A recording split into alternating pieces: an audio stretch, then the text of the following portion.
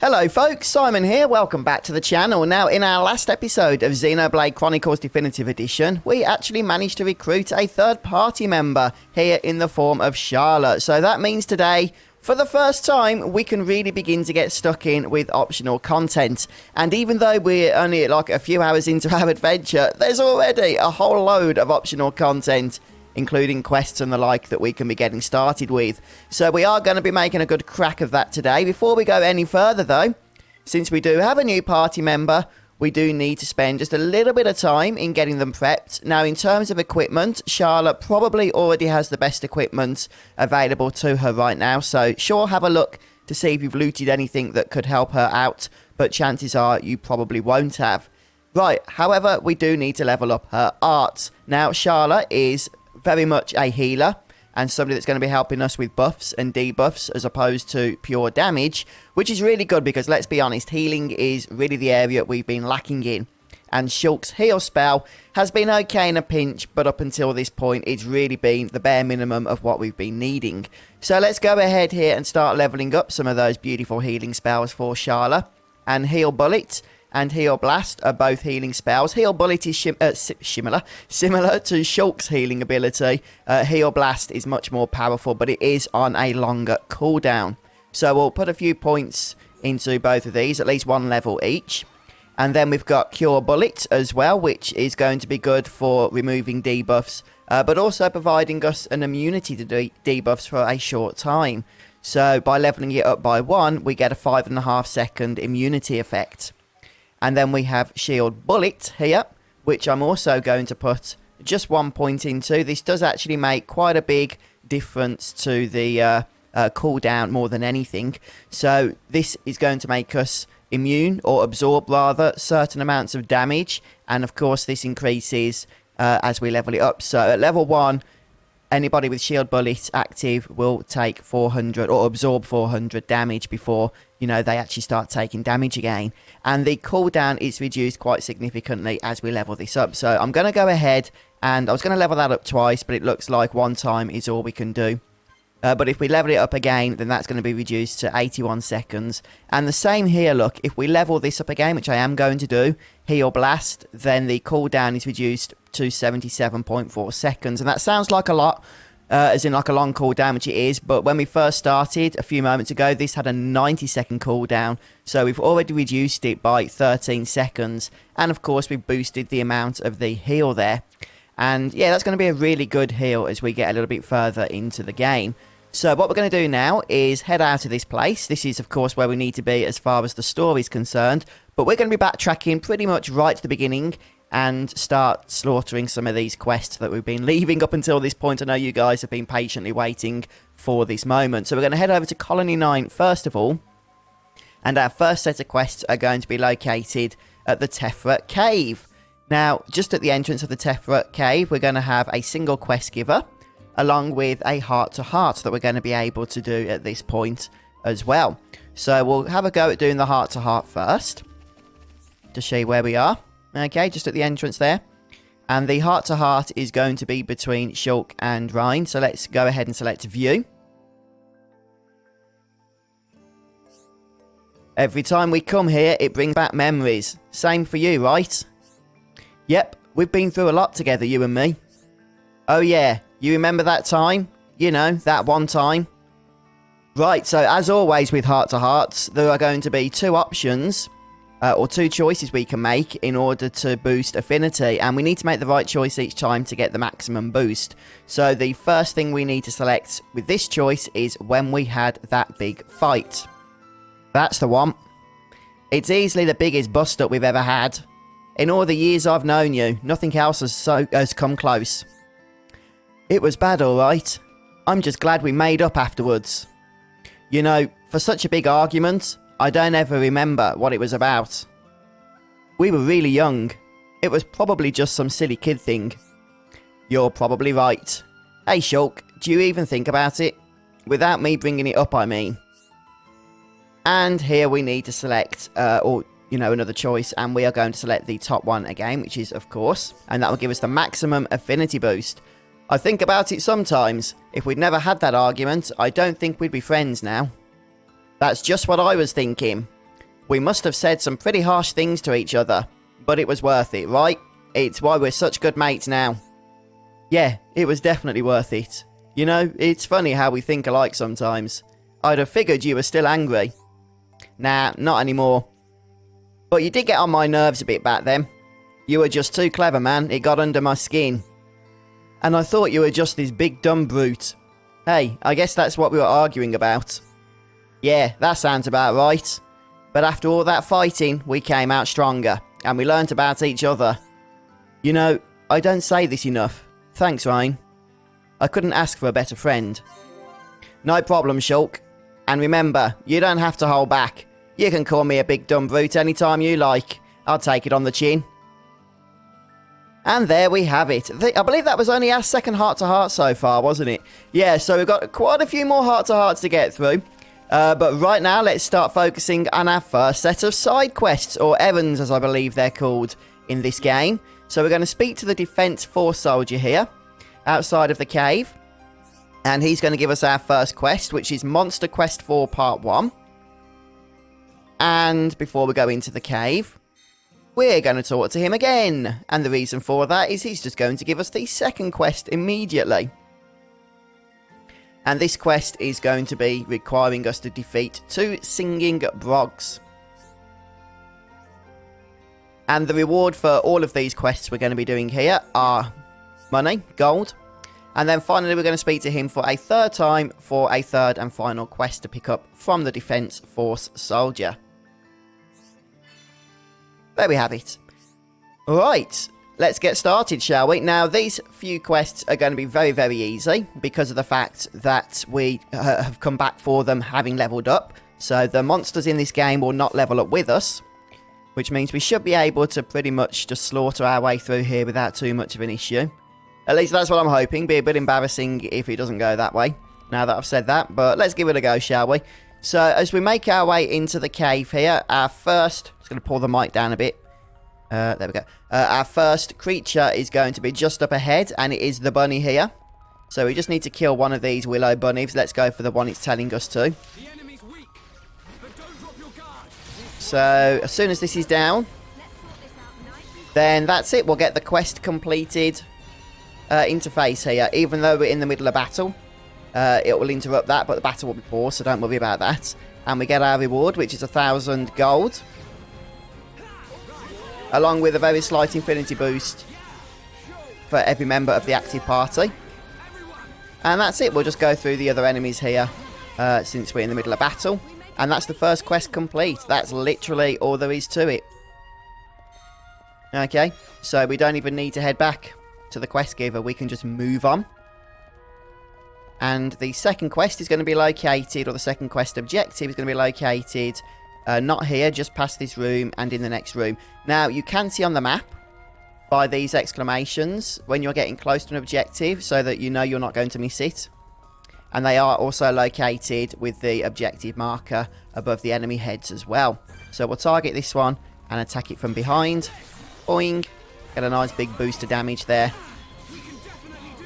And yeah, Sharla's not known for her damage, but since we don't need healing right now, that little bit extra is also going to help us, isn't it? Just to get through this a tad faster. And one more. 3,500 points per damage in a hit. That's nice, that is. Of course, that's because we're substantially higher level than these enemies. There we have it. Another 1,500 gold. We're going to be rich soon. Yeah, don't forget, I didn't take the gold that I could have taken for having a Xenoblade Chronicles 2 save file. Mostly to make sure that those of you that don't have that can be keeping up with whatever it is I'm doing. But if you did take that money, then I suppose some of these rewards here, some of these gold rewards, are going to lose some of their luster for you. And we can see just through here, we have another set of quest objectives. So just be careful, because there is a unique monster around here, which we're going to try and avoid. And we shouldn't have too much trouble doing that. So we need to kill 5 of these, do we? Looks like we've done 2 already. There we go, 4. Oh, and there's one more right here. Well, isn't that handy? There we go, quest completed. Nice. Yeah, so we absolutely whizzed through those 3 quests. Let's grab the treasure chests. Here, just before we move on, as we continue on with all this optional content. Yeah, trust me, Xenoblade Chronicles is filled with optional stuff to do. But it's kind of important as well, because it just keeps you up in terms of levels and equipment and what have you. So, yeah, I wouldn't neglect it. Right, so accessing area maps once more. This time we're going to select Colony 9 and travel over to the Aetherlights. There's going to be a couple of quests that we can do over here. Now, we're going to be making use of the time feature for the first time, quite frankly, because the quests that we want are only going to appear during daytime. And as you can see, it's currently nighttime. Now, if it is daytime on your save file, then that's fine. You won't need to do this, but it gives me a good opportunity to show you what to do. If you open up the menu here, you can simply select the change time option. And from here, we simply need to select whatever time we want to turn it to, whatever the target time is we need. So I'm just going to select 7 AM here, although you can tell by the icon. In fact, let's just go for 5 AM because that is daytime. And then that will change instantly with no loading time whatsoever. And once we've done that, somewhere around here, we should be getting quests. Although maybe I just need to bump it up a little bit further than that because they haven't appeared as I expected them to. So let's change it to 7. Yeah, there we go. Okay, so don't just look at the icon, the sun icon. You do need to make sure it's well and truly daytime for the things to appear that you want. And here we have a quest giver, the Colony 9 resident, who we are going to speak to. And the Colony 9 resident this is an easy quest. He's just going to want a couple of items that you're bound to have enough of anyway. And these are rabbit diodes. So we already have 6 of them. We only need 2. I'm going to accept, and immediately by speaking to him, in fact, we don't even need to speak to him again, the quest will automatically complete because we already have those items. Yeah, very easy one, eh? One thing I do want to do is I did note that we managed to loot a fairly nice weapon for Ryan, so let's go ahead and equip that. He's still using the iron pike, can you believe it? So yeah, the metal lancer that we collected is a big update for him, big upgrade rather.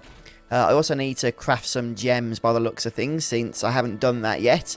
Right, next though, we're going to head up over here to the north of the Aetherlight, since we're in the area, and speak to this Colony 9 resident, who's going to want us to kill a unique enemy. Now, we haven't killed any unique enemies yet, so this will be our first. There's a first for everything, as they say. We need to defeat the verdant Bluchel, or Bluchel or something. So this is close to the anti-air battery, and the way we're going to get there is by selecting area maps, Colony 9 again, and then teleporting or fast travelling over to the main entrance. And from here, it's just a case of heading north to where the creature is. So, yeah, just follow what I'm doing, and you won't have any issues with this. Now, this is a unique enemy, but don't worry, it's going to be substantially lower level than we are, so it serves as a good introduction to killing unique enemies, I suppose. Since it's going to be a little bit more challenging than the other enemies around its level, but hopefully not enough to overwhelm us, since we are much higher level than it. Here it is. Okay, so this is actually going to be, as I say, the first unique enemy that we are going to hopefully be killing here. So let's lay into it, and already it's almost about halfway to being killed. Let's see if we can dump some aggro. No, he's certainly fixated on Shulk. Not that it matters. We got it. Yeah, you know, doing 3,500 points of damage in your opening hit. Going to make it very tricky to get that enemy's attention away from you after that. But there we have it. Another 2 quests done. And another bunch of gil. Now, because that was a unique enemy, we're going to get a nice chest here. This is a golden chest. And we get a couple of items in there. So we'll see if any of those are upgrades. In particular, I wonder if Ryan's Million Driver is an upgrade. It actually is. Wow. So we just gave him the Metal Lancer, which got him through that fight. And now we give him the Million Driver. He can't say we don't do anything for him, can he? Alright then, guys. Let's keep going, shall we? We're on a roll here. Oh, and just a heads up. If you kill a unique enemy and then save and reload your game, you can kill them again, and then you can get more loot. So I just did that, and I've managed to get a good cap for shulk here, so let's go ahead and equip that. Right, we're going to use the area maps feature, and this time over on Colony 9, we're going to be teleporting over to the Central Plaza. We're going to be doing 2 more quests before we take a break today, and these are going to be located over here. So from the Central Plaza, make your way south across the bridge. I know it looks north from the orientation of the fast travel system of where you land, but as you can see on the map, we are heading south indeed. And once we get across the bridge, turn to the right and just continue to follow the path. And eventually we're going to unlock a new landmark just around here. In fact, I believe it is just through here. And this is one we don't yet have, so it should be popping up. There it is, yet Tranquil Square. And that's only that little section there, which is why we came a slightly long way around to where we want to get to. But just keep following the path now. And there's a heart-to-heart that we're not doing just yet, but it does show us the way to the stairs we want to climb up. And this street we're now heading down is quite a busy street. As you can see, there's a few quests and all sorts scattered around here. So we are going to be getting through all of these eventually.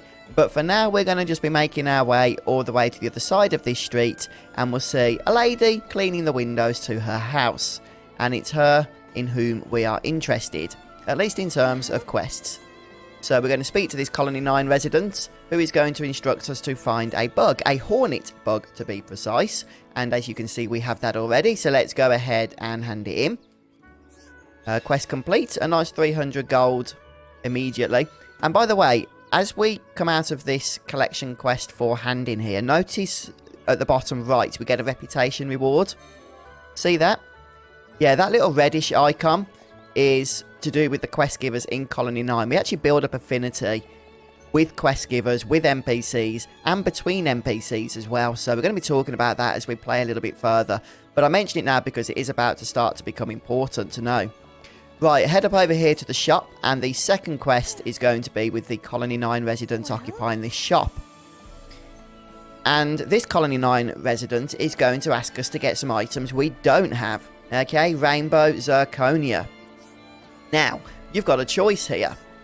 You could go ahead and go and loot those items. You can find them in the waters under Outlook Park, although they can be quite rare, so that is one option if you want to take it. Or you can be introduced to the trading system, which is the method I'm going to use. And to introduce us to this system, we're going to speak to this fella on the bench. This is Dionysus. And instead of talking to him, we're going to select Y and choose to trade. Of which he gets very excited when we do that. Now, trading is basically when you can't be bothered to go and collect the items manually. We can speak to various NPCs and they can give the items we need to us. So in this case, Dionysus is able to give us the Rainbow Zirconia. But he's not going to give it to us for free. We're going to have to trade an item to him that we have that is of a higher value than the item we want to purchase. Now, the item we want to purchase, the Rainbow Zirconia, is worth 3,900 gold, which means we need to trade with him an item that's worth more than 3,900 gold. So, for example, this plate snow here is worth quite a bit more than 3,900 gold. So we'll go ahead and make that trade, and we do get the item, but because we traded an item that was quite a bit more than what the worth was of the item we were purchasing, we'll also, I believe, get a bonus item. Yep, a Tokilos wing. Very nice. Now, of course, the quest does require us to get 2 of those, so we'll get another one in a moment. But here we are introduced to the affinity chart for the first time, hence the reason I mentioned it. So we'll go ahead and trade the second Rainbow Zirconia that we need here. Let's select another plate snow. That should once again give us a bonus item, along with completing the quest, and 800 gold. Yeah, so you see we've got reputation change again. Another Tokilos wing, very nice. So if we go to the menu here, we can see affinity chart above collectibles. We can select that. And of course, we can build up affinity between party members, which is something we are already doing and have been working on. But we can, as I suggested, start now building up affinity with NPCs as well. Okay, so at the moment it's just Dionysus, but when we do things with other NPCs, we will actually start getting ranked up for that area. So every time it says reputation up, we're actually boosting our rank for Colony 9. So of course it would be great if we could eventually get to 5 stars, and that's going to unlock all other things for us as well. But for now, we're just going to have to continue building up that reputation. Alright then folks, well on that note, I think we should take a break. So we've got quite a few side quests done and dusted already. I hope you guys have enjoyed the episode. We've got more to do, we're not giving up on side content yet, so we won't be doing story quest content next time either. But I hope you've enjoyed watching. If you have, please don't forget to drop a like, it really does support the channel. Thank you so much, and have a wonderful day. I'll see you soon as we continue on with more Xenoblade Chronicles Definitive Edition. Take care everybody, goodbye.